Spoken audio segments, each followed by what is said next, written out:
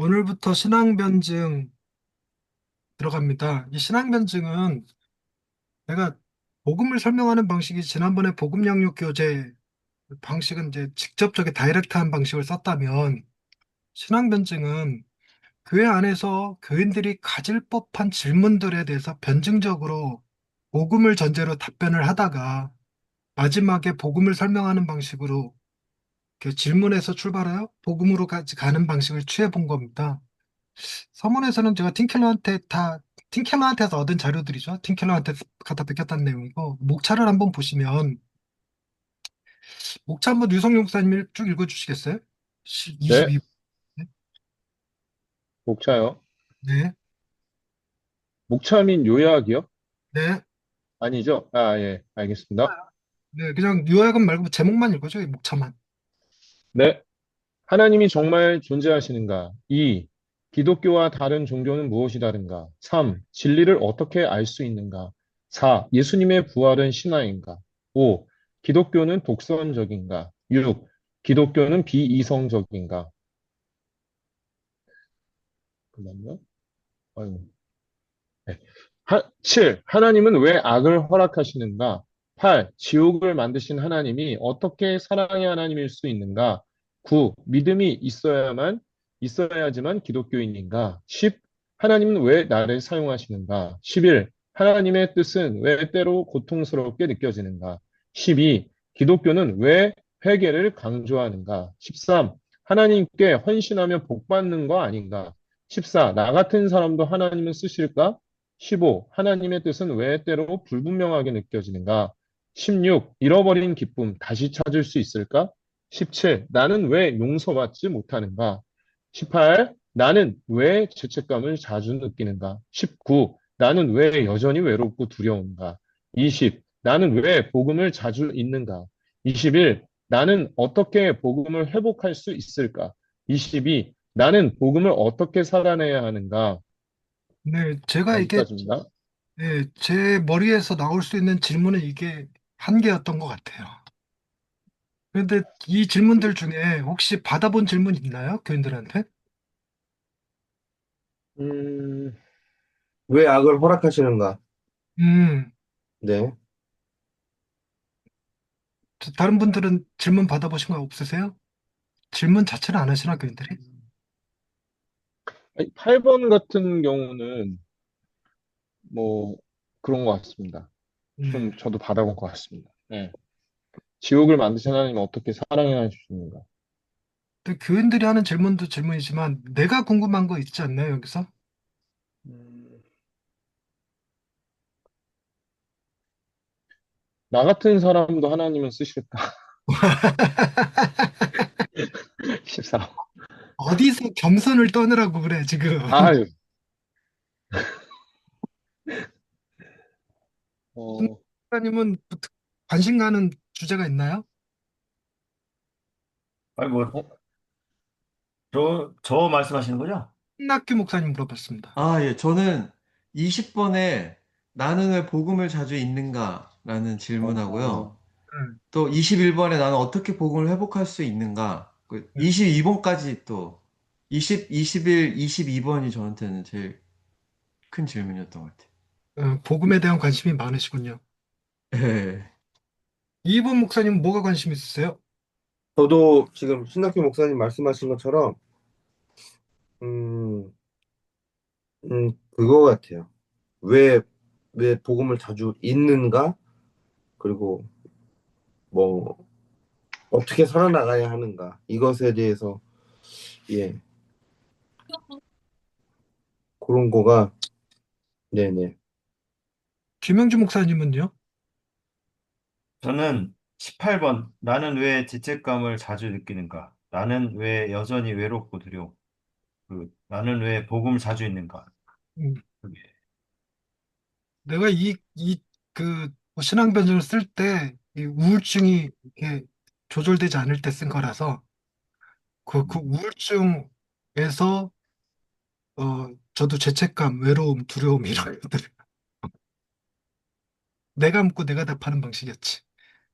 임대호 목사님 반갑습니다. 반갑습니다. 안녕하세요. 반갑습니다.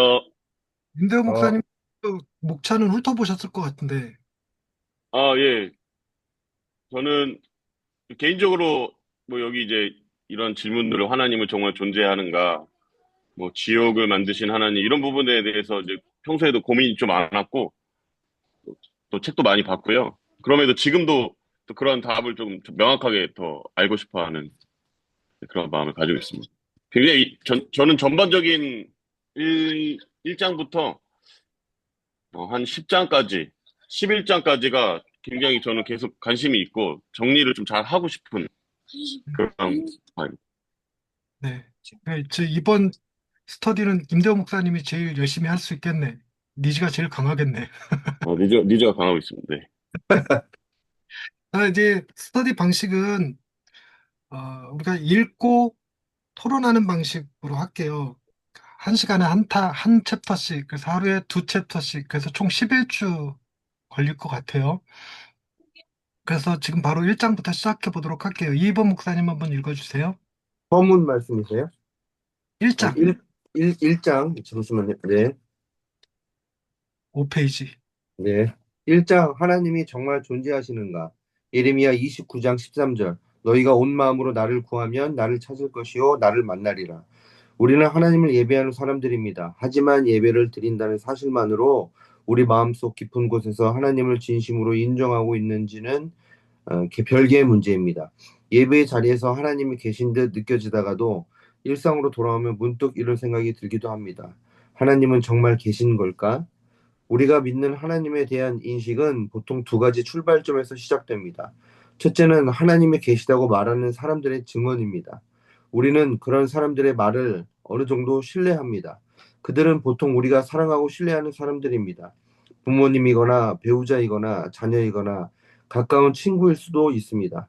그들이 우리에게 거짓말을 할 이유가 없다고 생각하기 때문에 그들의 신앙 고백은 우리의 믿음에도 영향을 줍니다. 네, 그 다음은 신학교 목사님이 이어서 읽어주세요. 두 패러그래프씩 읽어 나가십시다. 신학교 네. 목사님. 둘째는 성경입니다. 성경은 오랜 시간 여러 저자에 의해 기록된 책이며 하나님의 존재와 뜻을 증언하는 책입니다. 많은 사람들이 이 말씀을 통해 하나님을 만났고 삶의 방향을 새롭게 정립했습니다. 그래서 우리는 성경을 신뢰할 만한 근거로 받아들입니다. 하지만 이 두 가지는 모두 간접적인 경험입니다. 마치 바닷물이 짜다는 사실을 누군가의 설명이나 책을 통해 아는 것과 비슷합니다. 그것은 지식일 뿐 체험은 아닙니다. 실제로 바닷물을 입에 머금어 보기 전에는 짜다는 말의 진짜 의미를 모릅니다. 하나님을 안다는 것도 이와 비슷합니다. 누군가의 설명이나 책으로 알게 된 하나님은 정보에 가깝습니다. 하지만 하나님은 정보를 넘어 인격적으로 만나야 할 뿐입니다. 김영준 목사님. 오늘날 많은 사람들은 하나님이 없다고 주장합니다. 그들은 기독교인을 신뢰하지 못하겠다고 말하거나 성경은 허구라고 치부합니다. 그런 말을 들으면 마음이 불편할 수 있지만 어느 정도는 이해가 됩니다. 우리도 한때 그런 생각을 했던 적이 있었기 때문입니다. 그러나 우리는 지금 하나님을 믿고 있습니다. 누군가의 권유 때문이었든 삶의 위기 때문이었든 예배 가운데 부르심을 받았든 어떤 계기를 통해 하나님을 만나고 믿게 되었습니다. 그런데 신앙의 여정을 걷다 보면 때때로 이런 질문 앞에 서게 됩니다. 나는 왜 하나님을 믿는가? 앞으로도 계속 믿을 수 있을까? 내가 믿는 것이 진짜 맞는 걸까? 그 질문은 신앙의 약함이 아니라 믿음 안에서 정직하게 서보려는 태도입니다. 임대호 목사님. 우리가 믿는 하나님은 단순히 신이 존재한다는 개념이 아니라 세상을 창조하시고 아들을 이 땅에 보내어 십자가에서 우리 죄를 대신 짊어지신 분입니다. 또한 죽음을 넘어 부활하셨고 지금도 새로운 나라를 준비하며 우리를 인도하시는 분입니다. 이 모든 믿음은 머리로 하는 지식에 머물 수 없습니다. 결국은 하나님을 진짜 만나야 진짜가 됩니다. 하지만 하나님 우리가 가서 찾을 수 있는 분이 아닙니다. 바다는 그 자리에 가기만 하면 만날 수 있지만 하나님은 먼저 다가오셔야 만날 수 있는 분입니다.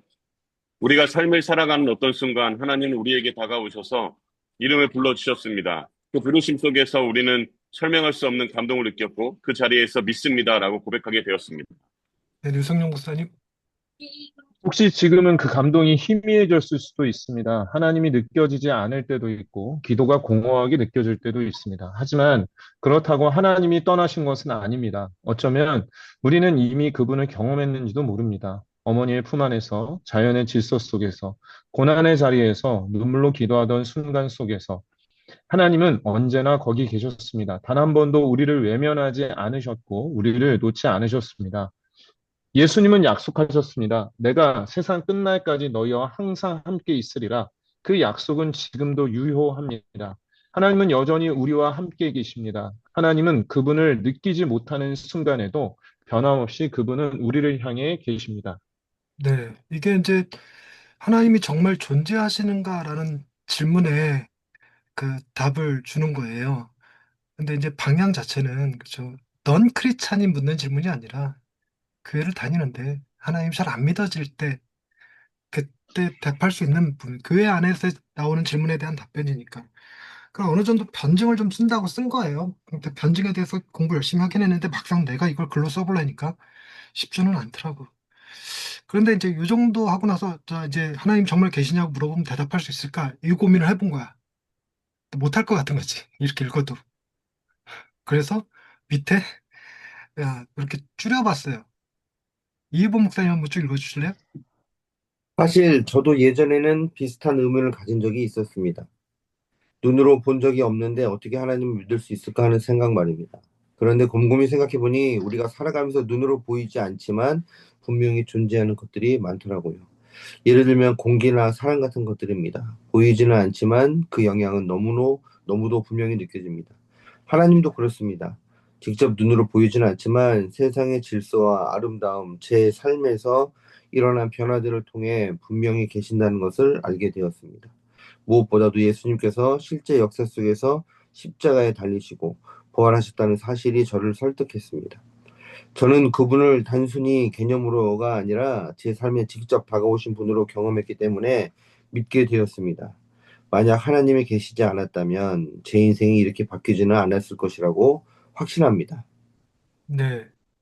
그래서 하나님 정말 계시나요? 그랬을 때 이 정도 답변할 수 있으면 좋지 않을까. 그래서 이거를 목사님들도 교인들의 질문에 답하는 과정이겠지만 이 리더들이 자기 목원들 질문에 대답할 수 있을 정도, 이 정도 답할 수 있을 정도 되면 되지 않을까 하는 생각이 들었어요. 근데 목사님들은 정말 하나님이 계신다고 믿으시죠? 이거 질문 자체가 웃기긴 한데 내가 다른 그룹에서 그 질문 받은 적 있어요. 가끔 하나님이 안 믿어질 때가 있다고. 그러면서 여러분들도 그러시냐고 이렇게 묻는 목사님이 계셨어. 우리 다 같이 우리도 그래요. 그러고 대답했었는데 어때요? 목사님들은 하나님이 안 계신 것처럼 느껴질 때가 있었나요? 그런 적이 있었기야 있었죠. 좀 나눠주세요. 네. 근데 지금은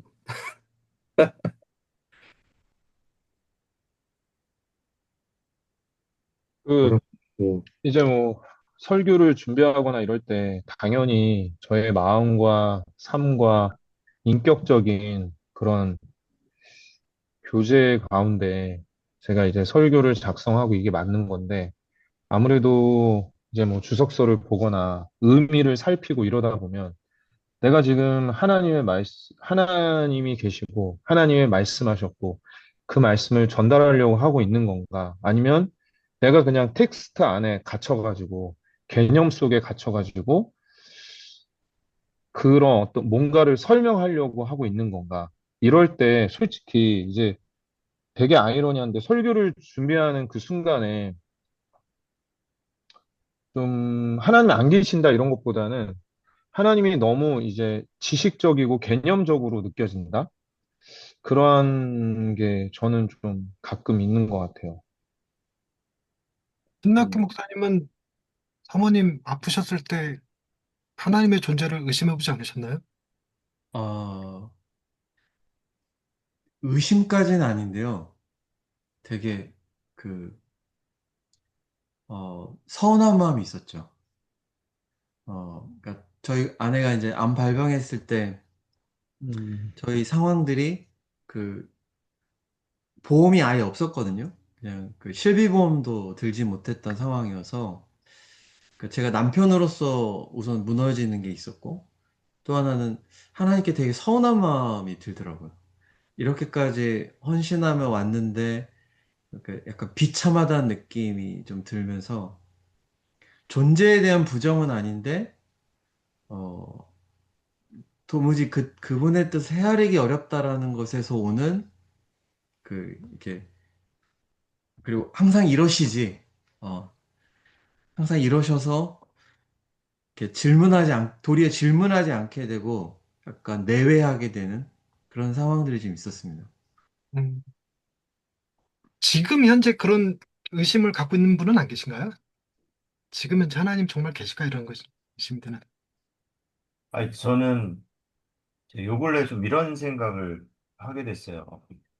좀 사람이, 그러니까 특히 이제 설교를 이렇게 하다 보니까, 그러니까 또 설교를 자주 하다 보니까, 어, 그 말씀대로 어쨌든 그렇게, 강대상에서 말씀을 선포하는데 또 저의 상황 가운데서 잘 안 되는 부분들이 있더라고요. 그렇게 부딪히는 부분들이. 근데 이제 그런 저를 바라보면서, 되게, 어, 네. 그러니까 되게 이중성을 갖고 있는 저의 모습, 그런 나의 모습, 그러니까 되게 그게 죄랑 되게 연결되면서, 아, 진짜 죄인이구나. 이제 그런 생각이 진짜 많이 들더라고요. 아, 죄인이구나, 죄인이구나. 근데 그렇게 계속적으로, 죄에 무너지는 나의 모습을 바라볼 때, 어, 너무 이 죄가 많다 보니까, 아, 진짜 주님이 다 이런 부분까지 다 용서해 주실까? 약간 그런 생각이 들 때가 있어요. 그 죄사함에 대해서, 죄사함의 은혜를 누렸지만, 또 그 반복되는 그 죄 가운데, 아, 왠지 용서 못 받을 것 같은 그런 의심이 들더라고요. 약간 그런 측면에서, 네, 좀 그런 마음이 좀 들었었어요. 아, 교인들이 만약에 하나님 정말 계실까요? 이렇게 묻는다면 그분들의 감정은 어떤 느낌일까 곰곰이 생각해 보는 거예요. 저는 그게 왠지 모르게 그런 게 있었어요. 하나님에 대한 서운함이 있을 때, 하나님에 대한 서운함, 하나님 왜 이러실까? 이런 느낌이 있을 때 정말 계신 거 맞을까? 이렇게 의식이 흘러가지 않을까? 이런 생각이 들거든요. 최근에 어떤 분이랑 대화를 하는데 우리 애가 아프니까 병원을 그렇게 오래 다니고 그것 때문에 저도 힘들고 아프니까 이제 저도 우울증이 심해져갖고 약 먹고 있고 뭐 이러니까 그분이 그러는 거예요. 그런 상황에서도 하나님이 계시다고 믿냐고. 하나님이 계시면 어떻게 그럴 수 있겠냐고. 이렇게 묻는 거예요. 그러면서 자기 친구 누구는 하나님 잘 믿었는데 애가 뭐 아파서 죽으니까 이제 하나님을 부정하더라. 뭐 이런 얘기도 하면서. 그래서 나한테 그렇게 힘든 상황에서도 하나님이 계시다고 어떻게 확신하느냐. 이렇게 묻더라고요. 그러니까 제가 괜히 흥분해갖고 아니, 이런 상황에 하나님이 안 계신다면 우린 도대체 누구한테 원망할 거냐? 또 누구한테 기도할 거냐? 그리고 이대로 아이가 아프다가 죽으면 그 아이에게 무슨 의미가 있냐? 천국이 없으면. 다음 생이 존재하지 않으면. 그래서 우주의 먼지로 흩어진다고 생각하면 그게 위로가 되냐? 그래서 우리가 살아가는 데 있어서 신이 계셔야지만 위로를 받을 수 있지 않냐? 그래야 삶에 의미가 생기지 않겠냐? 이러고 막 흥분하고 얘기한 적이 있었어요. 그런데 기본적으로 제가 이 질문에 답을 준비하면서 그런 생각이 드는 거예요. 하나님을 알지 못하는 사람은, 믿지 않는 사람은 이 질문 자체를 안 할 거라는 거예요. 네. 음. 그러니까 이 질문을 가진다는 것 자체가 신의 존재에 대해서 언젠가는 경험했고 믿었던 시절도 있고 이런 사람들이라는 거죠. 그러니까 기본적으로 우리가 기독교의 아주 기초 교리 중에 하나가 기독교는 계시 종교다라는 말을 쓰잖아요. 네. 그러니까 계시 종교가 하나님이 자신을 오픈하여 알려주지 않는 이상 우리가 하나님을 알 수가 없어요. 그래서 성경책을 100번 읽어도 하나님을 만나지 못하고 종교학자로 남는 사람이 있는 반면에 그 지나가다가 현수막에 써있는 너 하나님의 사람아 요거 하나 가지고 마음이 뜨거워져갖고 하나님 믿게 되는 사람도 존재하는 거죠. 그래서 우리가 신학을 할 때 다른 학문과 다른 점은 다른 학문은 실제로 어떤 대상이 있어갖고 그걸 연구해 볼 수가 있는 거예요. 끓여도 보고 삶아도 보고 태워도 보고 뭐 이렇게 분해도 해보고 뭐 분석도 해보고 할 수 있는데 그럴 수 있는 대상이 우리는 없는 거예요. 그래서 하나님이 우리에게 열어서 보여주신 것 외에는 알 길이 없는 거죠. 근데 그 열어서 보여주시는 것이 보통 두 가지 방식이라는 것이 그러니까, 신뢰할 만한 사람들의 증언. 이제 그게 이제 부모님이든 친구든 이렇게 될 거고 두 번째가 우리 명확하게 성경을 통해서 아는 거니까. 그래서 성경이 하나님이 당신을 계시하신 아주 대표적인 방법이죠. 그리고 때로는 우리가 신비한 경험을 하죠. 이거 왠지 신이 내게 말씀하셨을 것 같은 그런 경험, 누미노제 경험이라고 하는데 이런 누미노제 경험은 자연의 광대함 이런 데서 느끼고 뭐 하늘의 별이 쏟아질 것 같은 그런 모습 속에서 느껴지고 뭐 폭풍이는 풍랑 속에서 느껴지고 이런 거 하잖아요. 그러니까 그런 것들 중에서 한 번쯤이라도 신을 생각했더라면 그건 그 사람이 신을 찾은 게 아니라 신이 그 사람에게 자신을 계시하셨을 거라고 보는 거예요. 그렇지 않고서야 우리는 그 뭐 칼빈이 주장하는 거죠. 우리는 우리의 그 지성과 의지가 타락해 버려서 우리의 의지로 신을 찾아갈 수도 없고 우리의 지성으로 하나님을 알 수도 없다. 철저하게 하나님이 오셔야만 된다. 그러니까 제 느낌은 신이 정말 계실까, 하나님이 정말 계실까라는 질문은 오직 누구만이 알 수 있냐면 신이 자신을 보여주신, 신이 계시해 주신 분들만 가질 수 있는 질문이라고 생각이 든 거예요. 음. 그러니까 그 질문을 갖고 있다는 것 자체가 너는 신에 붙잡힌 사람이야. 하나님이 조금이라도 당신을 계시하셨다면 그분이 포기하실까? 아닐 거죠. 그 사람은 이 고민과 갈등 속에서 결국은 이겨내고 성장하고 믿음으로 갈 테니까. 그래서 그런 것들을 자기가 직접 말로 표현할 수 있으면 이렇게 당신이 신에 대한 관심을 가졌다는 것 자체가 하나님이 당신을 부르셨다는 뜻입니다. 이렇게. 어, 그래서 가끔은 나 정말 구원받은 거 맞을까? 이런 생각 갖는 거. 나 하나님 과연 나 용서하신 거 맞을까? 이런 생각을 갖는 거. 그런 생각을 가질 수 있는 것 자체가 신의 계시의 영역이라는 거죠.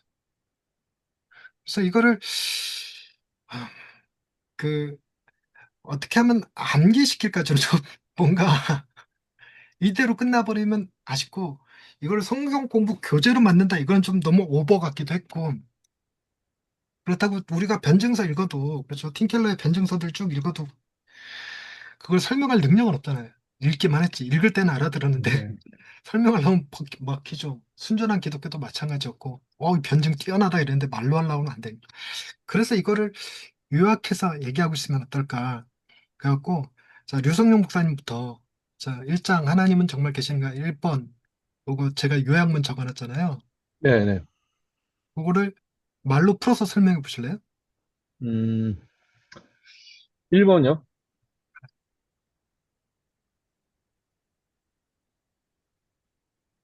음, 안 되는구나. 1번만요? 간접적 근거? 네네. 음, 그냥 읽을 수밖에 없을 것 같은데. 하나님이 정말 계시는가에 대한 대답 중에 그런 간접적인 근거가 있습니다. 우리 주변에 하나님을 믿는 부모님이라든가 친구라든가 사랑하는 사람들의 이야기들을 듣는 그것을 통해서 또 어느 정도 알 수 있고, 또 더 우리에게 분명하게 그러니까 우리가 하나님의 존재와 뜻에 대해서 알 수 있게 하는 그 성경을 통해서 우리가 하나님에 대해서 알 수가 있습니다. 그러나 이런 것들이 정보 수준이지 지식에 머무는 것이지 우리의 체험은 아닙니다. 네, 그렇게 얘기할 수 있어요. 네네네. 네네. 그래서 이걸 읽고도 이제 만약에 우리가 설교에 써먹는다 그러면 이 요약본만 가지고 딱 올라가면 음. 이거 이렇게 말을 풀어내는 건 이제 목사님들의 능력치 안에서 충분히 가능하지 않을까 이런 생각으로 이렇게 해본 거예요. 어, 그리고 2번도 한번 김영준 목사님 설명해 보시겠어요? 우리가 뭐 하나님에 대해서 어떻게 어, 증거할 수 있느냐 이렇게 질문하는 사람들이 있는데요. 이제 그 중에서 직접적으로 경험한 그렇게 음성을 듣거나 또 뭐 이렇게 환상층에 보신 분들이 있습니다. 근데 그런 것들을 볼 때 내가 먼저 본 것이 아니라 하나님께서 먼저 그 사람을 찾아가 주셔서 그렇게 자신을 나타내십니다. 그리고 그리고 우리가 말씀을 통하여서 예수님의 그 십자가와 죽으심 그리고 부활 그리고 우리와 함께 하시겠다라는 그 약속의 말씀을 통하여서 또 그 주님을, 그 하나님을 만날 수 있습니다. 네. 그렇게 설명하실 수 있으면 되는데요. 근데 성경에 대한 정의, 예, 이런 정의 들어보셨나요? 제가 좋아하는 정의인데, 성경은 하나님을 경험한 사람들의 기록이다. 이런 정의가 있더라고요. 이 정의를 제가 굉장히 좋아하는데, 근데 이제 그런 생각을 해보는 거예요. 어, 하나님을 경험한 사람들이 그 자신이 경험한 하나님을 말로 설명한다고 그랬을 때, 자기가 경험한 게 100이라면, 자기가 말로 전달할 수 있는 건 몇 퍼센트일까요? 음, 어,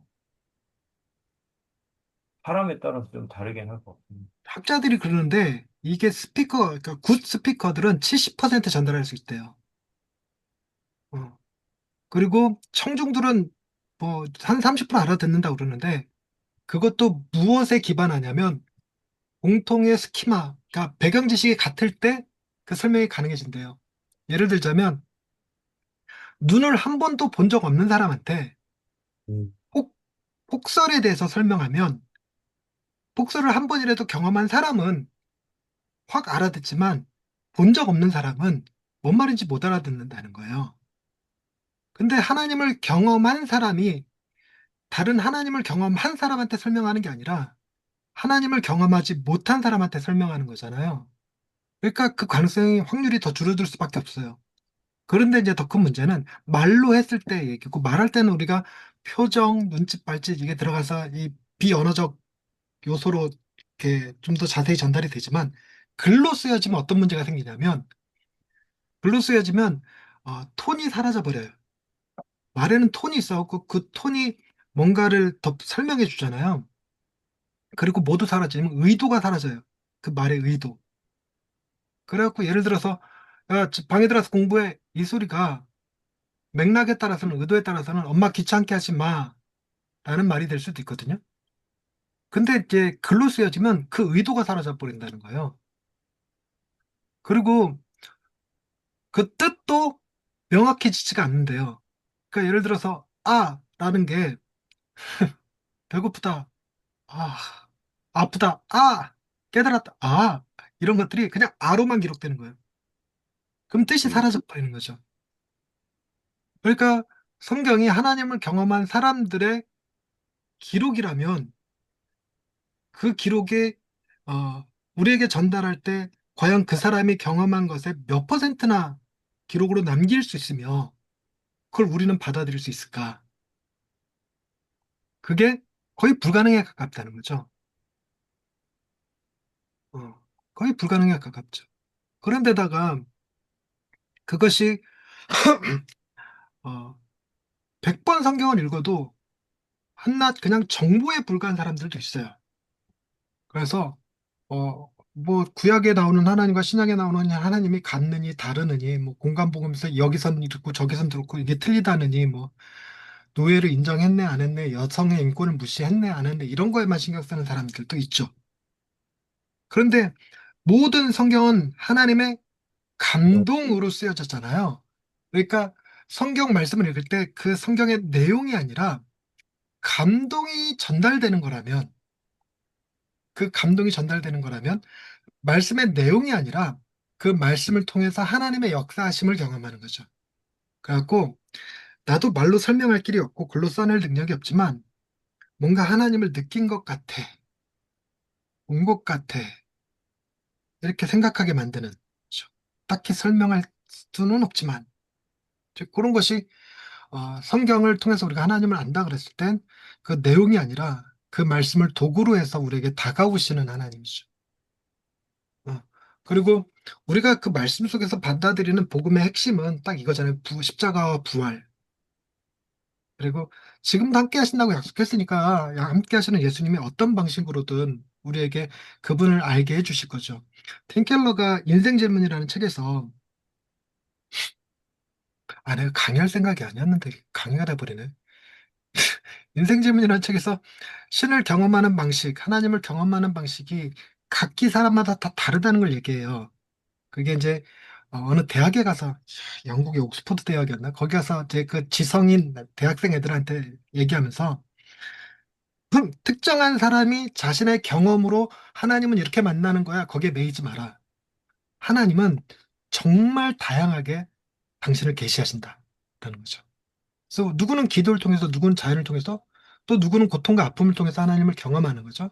대부분 여러 방식이 있지만 고통으로 경험하는 사람들이 사업에 실패한 경우, 자식이 아픈 경우, 시련을 경험하는 경우, 이런 경우들의 또 다양한 방식으로 경험하게 되는 거니까.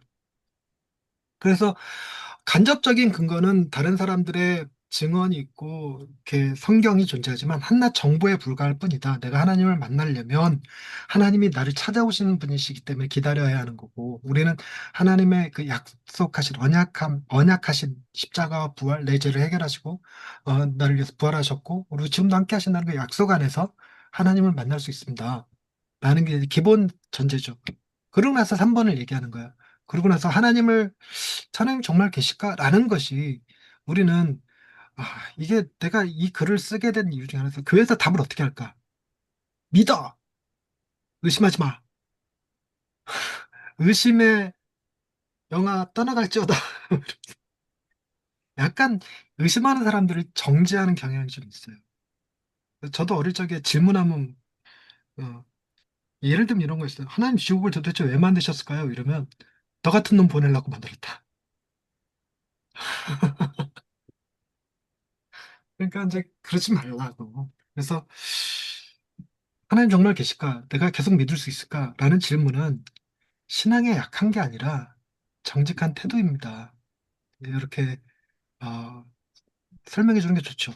C.S. 루이스의 책에 순전한 기독교에 딱 이 얘기가 나와요. 청소년기의 아이들이 자의식이 생기기 시작하면서 하나님이 계신지 정말 모르겠어요. 난 하나님 안 계신 것 같아요. 라고 말하는 아이들이 진짜 하나님께 가까이 간 아이들이다. 이렇게 써놨어요. 음, 다른 아이들은 안 믿어지는데 티 안 내고 그냥 내가 안 믿어지면 죄책감 느껴지고 이러잖아요. 정직하지 못한 행동이죠. 그리고 믿는 척 하는 거죠. 그런 거 해보신 적 없나 모르겠는데 부흥회 가고 은혜 받은 척. 내가 손 내리면 은혜 없는 것 같이 느껴지니까 손 계속 들고 있고, 안 울면 은혜 못 받은 것 같을까 봐 일부러 울고, 엄마 죽어서 이런 상상하면서 울고, 좀 그래봤거든요. 네. 그래서 이제 믿음의 정직성 말하는 거고요. 2번 목사님이 한 4번 설명해 볼래요? 어, 우리가 보이지는 않아도 하나님이 어떻게 계시는지는 어머니의 품이나 또 바람에 날리는 나뭇잎을 보거나 아름다운 광경을 보거나 또 때로는 고난의 눈물의 기도 속에서 우리는 하나님을 만날 수 있습니다. 무엇인지 말로 설명할 수는 없지만 반드시 이런 것들을 통해서 하나님이 계시구나라는 것을 느낄 수 있죠. 그 감정은 다른 사람에게 설명하기는 어려울지 모르지만 분명히 내가 하나님과 함께 있다고 또 하나님이 정말 계시구나라는 것을 우리는 느낄 수 있습니다. 그리고 다른 사람에게 그렇게 설명하려 애쓸 수 있습니다. 그리고 우리는 고백할 수 있습니다. 하나님은 단 한 번도 우리를 놓지 않으셨음을 우리는 그때 고백할 수 있습니다.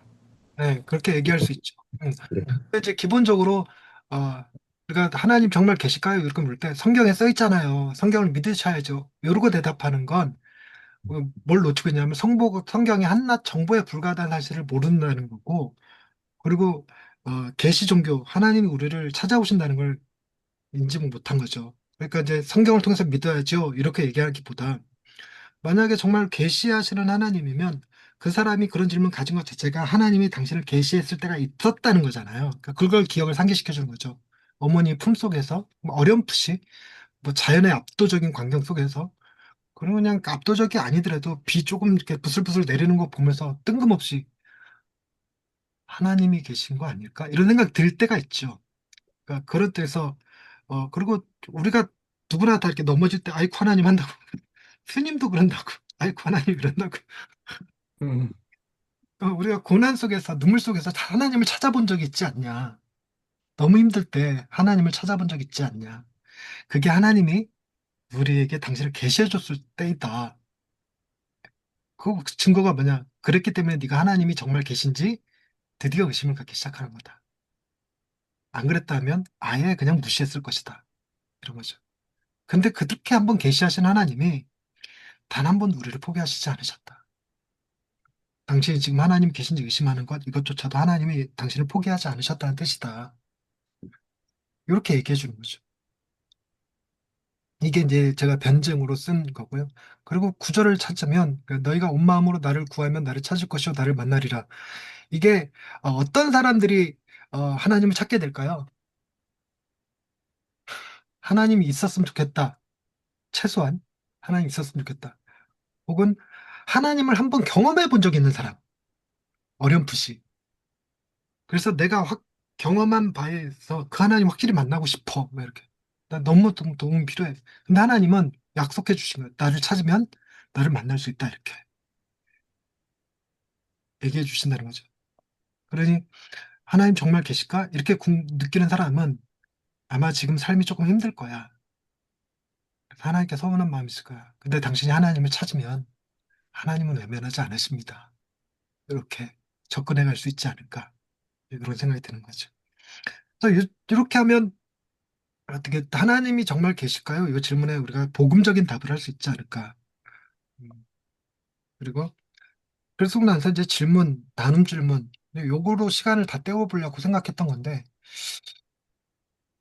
여러분들은 하나님 정말 계실까라는 의문을 품어보신 적 있나요? 그때 어떤 마음이었나요? 저도 그 어머니 교통사고 나시고, 그래서 식물인간 되시고 이럴 때 신학교 때려치고 병원 생활하면서 교회 다닐 수 없고 이랬을 때 하나님이 계시다면 이럴 수 없어. 뭐 이렇게 느꼈던 거죠. 하나님이 안 계실 거야. 근데 그런 얘기를 C.S. 루이스가 하는데 신이 계시다면 어떻게 악이 존재할 수 있어? 라고 말하는 순간 신이 계시지 않는다면 악을 악이라 부를 수 없대요. 악을 악이라고 부르려면 악이라고 규정할 만한 선이 존재해야 되는데 그 선은 오로지 신밖에 없다는 거예요. 인간은 선을 추구할 수도 없고 선을 완성할 수도 없거든요. 그래서 어, 내가 막 이럴 수 없어. 이건 말이 안 돼. 이렇게 주장하는 것 자체가 신을 부정하지 못하기 때문에 하는 말이 안 되는 거죠. 그러면 무슨 생각이 들었던 거냐면 그때 그럼 내가 신을 오해했던 것 아닐까? 내가 신을 잘못 알고 있었던 것 아닐까? 그러면 어, 하나님을 바르게 더 공부해 보자. 근데 이게 신학을 계속하게 만드는 힘이었던 거죠. 그러니까 근데 우리가 보통 이 책을 가지고 교인들하고 성경 공부를 한다 그랬을 땐 그래서 나도 하나님이 의심스러웠을 때가 있습니다. 이러고 정도는 공감해 줘야 그 질문을 하는 사람들이 질문해놓고 부끄럽지 않아. 그리고 목사가 먼저 한마디 해주면 이제 교인들이 다들 신이 정말 계실까 이 생각 해본 적이 분명히 있었을 거라. 그리고 그런 질문들을 남들도 한다는 걸 공동체에서 확인하는 거죠. 아, 나만 이런 고민 갖는 게 아니고 저분도 저런 고민 가졌었구나. 뭐 이러면서 그때 이렇게 해결하셨구나. 이런 걸 들으면서 간접 경험도 하게 되는 거죠. 그리고 소망도 품게 되는 거고. 그래서 이런 질문을 넣고 그래서 이런 질문으로 나눌 수 있지 않을까 싶은 거예요. 근데 아까 질문 제가 이거 했으니까 2번으로 넘어가 보십시다. 신학규 목사님 2번 좀 읽어주실래요? 아, 2장이요? 아니요, 목사님? 2번 나눔 질문 나, 2번. 나는 아, 좀, 나름 좀 2번이요. 내가 하나님을 정보로 아는 것과 인격적으로 만나는 것의 차이는 무엇일까요? 네, 답해 보시겠어요, 그 목사님이? 어, 많이 설교하는 내용인데, 어, 그러니까 저는 맛보는 것으로 많이 이야기를 하거든요. 예. 그러니까 이거를 그러니까 이성으로 도리어 또 이성으로 얘기하기도 좀 어렵다. 근데 최대한 제가 성도들을 설교할 때 이제 하나님에 대한 것과 하나님을 아는 것에 대해서도 가끔 이야기할 때 꼭 이야기하는 게 이제 어, 성도들이 한 번도 본 적 없고 맛본 적 없는 음식에 대해서 제가 저만 맛본 것에 대해서 이야기를 하거든요.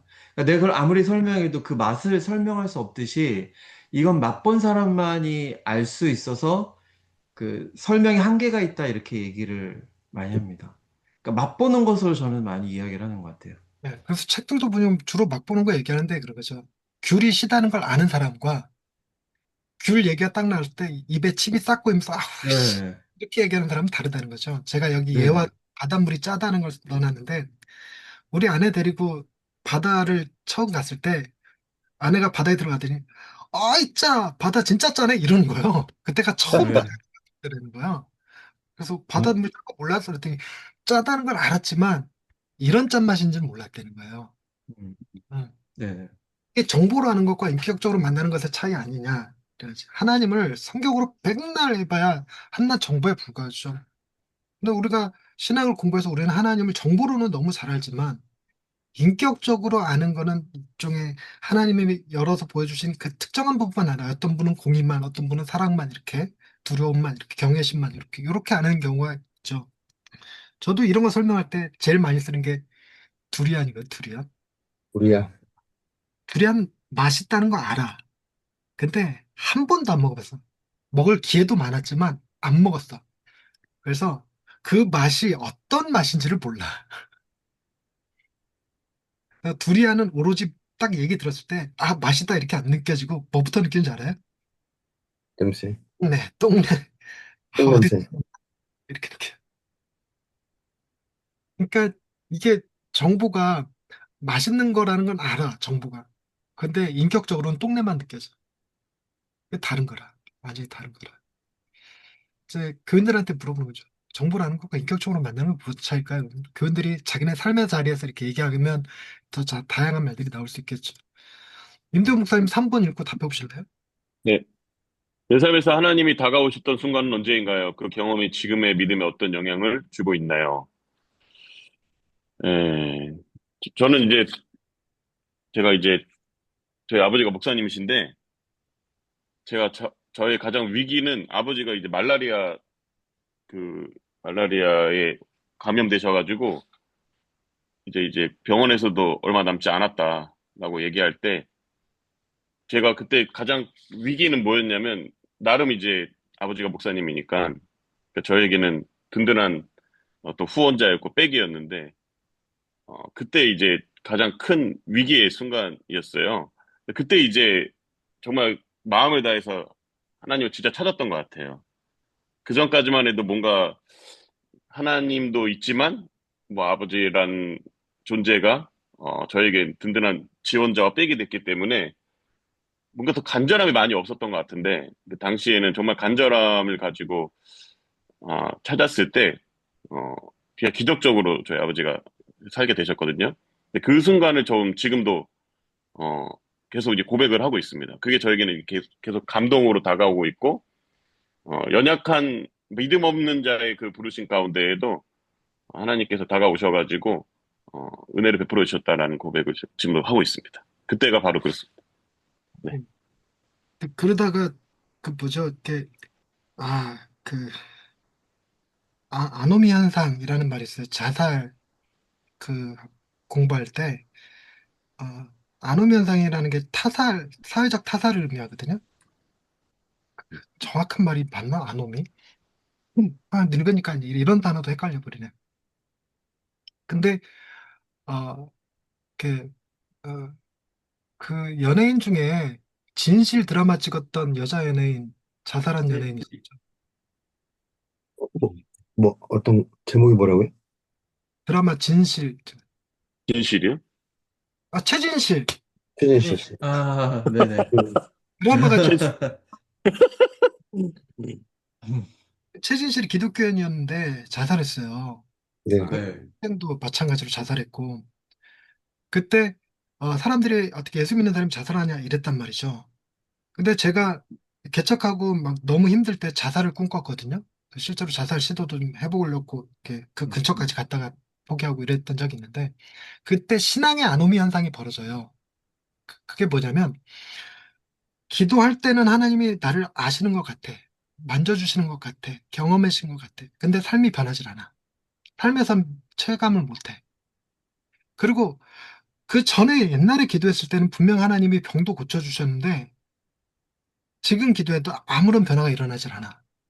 그러면 하나님이 나를 음, 버리셨구나라고 느껴요. 음, 그러면 자살해도 되는 거구나. 난 어차피 지옥이니까. 이렇게 느낀다는 거예요. 음, 그러니까 제가 그 과정을 겪었어요. 하나님이 나를 불러서 개척하라고 하셨는데 교회는 어렵고 애는 치료비는 없고 이러니까 내가 하나님 음성을 들은 게 맞을까? 내가 사탄의 음성을 듣고 속은 거 아닐까? 개척을. 그러다가 나중에 하나님이 나를 목사로 부른 거 맞을까? 이 생각 들었다가 나중에는 내가 모태신앙이니까 하나님이 나를 자녀로 삼으신 게 맞을까? 아니면 내가 세뇌당한 것 아닐까? 이 생각 드니까 나중에는 하나님이 나 모르실 거야. 이 생각까지 가버려요. 음, 그러니까 딱 죽고 싶어지더라고요. 음, 그러니까 아노미 현상이라고 불러요. 근데 임대호 목사님이 그 아버지의 치유로부터 하나님을 경험했는데 만약에 아이가 아플 때 막 기도했는데도 치유가 일어나지 않으면 그때 아노미 현상을 겪는 거죠. 음, 그럴 것 같습니다. 네. 제가 그 어머니 교통사고 났을 때 딱 그 아노미 현상에 하나님 떠났던 상황이기도 했고 우리 어머니는 전형적으로 기도하면 하나님이 다 해결해 주셔 뭐 이런 것들 꼭 음, 없어 뭐 이런 분이셨는데 음, 자, 그 이런 것들을 같이 공동체 안에서 나누면 그 공동체가 좀 더 풍성해지지 않겠나 싶어요. 그리고 제가 해보고 싶은 건, 자, 이렇게까지 나누고 났더니, 이게 이제 설명할 수 있지 않을까? 하나님 정말 계시나요? 이렇게 질문하면 몇 가지 머릿속에 남는 거 있죠. 첫 번째, 간접적 증거. 두 번째, 직접적 경험. 세 번째, 그 질문이 가지는 정직함. 그리고 그 네 번째, 하나님이 우리를 만나 주셨기 때문에 우리도 그 고민을 하고, 또한 그 하나님이 앞으로도 계속 우리를 포기하지 않고 만나 주실 것이다. 이런 머릿속에 이렇게 그림이 이렇게 딱 잡히면 짧게나마 하나님 정말 계실까요? 이런 질문에 답할 수 있지 않을까 테스트 해보십시다. 류성룡 목사님 하나님 정말 계시나요? 네, 계십니다. 그러고 끝나면 안 되지. 씨. 아,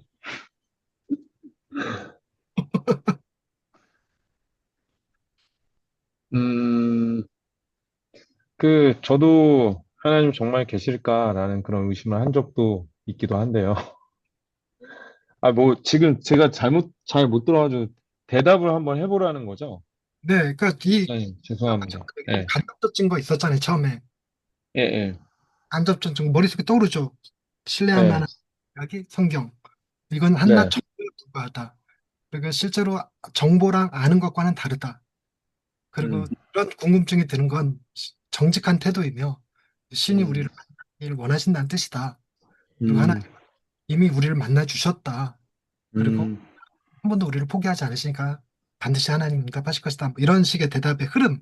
다시 한번 얘기하지만 음, 간접적 증거, 그리고 경험과 정보와 경험의 차이, 그 음, 다음에 하나님이 우리를 만나 주셨기 때문에 계시 종교 만나 주셨기 때문에 음, 그렇게 된 거고 그 만나 주신 하나님이 계속 우리를 포기하지 않으실 거라는 이야기로 나가는 거죠. 이 음. 이해하셨으면 이번 목사님은 답할 수 있지 않을까? 하나님 정말 계시나요? 예, 하나님은 진짜 계시는데 우리에게 간접적으로 뭐 하나님이 어, 이게 잠깐만 연기하는 것 같아. 설교가 아니라 설명이 아니라 연기하는 것 같아요. 좀 웃긴데요. 요거 지금 요약본을 네, 이렇게 살짝 보면서 답할 수 있지 않나요? 네네네네. 어, 간접적으로 우리가 하나님을 느낄 수 있고 특히 또 성경을 통해서 하나님은 어떤 분이신가 알 수 있는데 무엇보다도 하나님은 어, 그렇게 지식으로 아는 것을 떠나서 하나님은 우리를 직접 만나 주셔야 더 명확하게 알 수 있거든요. 그러니까 당신의 마음속에서 하나님은 계시는 것인가, 내가 이것을 믿어도 되는가 하는 의구심이 들었다고 하면 당신의 믿음이 약해서 그런 것이 아니라 하나님이 진짜 하나님을 만나 주신 거고요. 또 그렇게 마음으로 구하면 반드시 하나님께서 만나 주신다는 약속을 또 하고 계십니다. 그래서 삶 속에서 하나님께서 어, 당신을 통해서 분명히 만나 주시고 여러 가지를 통해서 다양하게 만나 주실 때 어, 그런 것들을 통해서 하나님은 절대 당신을 포기하지 않는다는 것을 어, 고백할 수 있게 될 것입니다. 뭐 이 정도. 네. 네. 그래서 복음으로 그분들을 책망하는 게 아니라 위로해 주는 거죠. 복음으로. 어, 위로해 주는 변증입니다. 복음 변증이죠. 그래서 처음에 이 책 제목을 복음 변증이라 해야 돼. 너무 큰 제목 거창해서 신앙 변증으로 바꿨는데.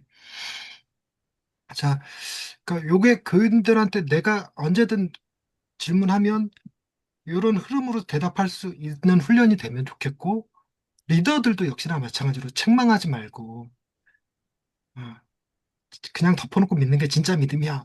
목사님들 흔히 하는 말이 너는 나를 본고로 믿느냐 보지 못하고 믿는 자가 복되도 다셨습니다. 뭐 이러면서 하는데 그러면 책망이 돼. 책망하지 말고 복음으로 위로하면서 답해줄 수 있는 그런 토대가 될 수 있었으면 좋겠습니다. 자, 여기까지 하겠습니다.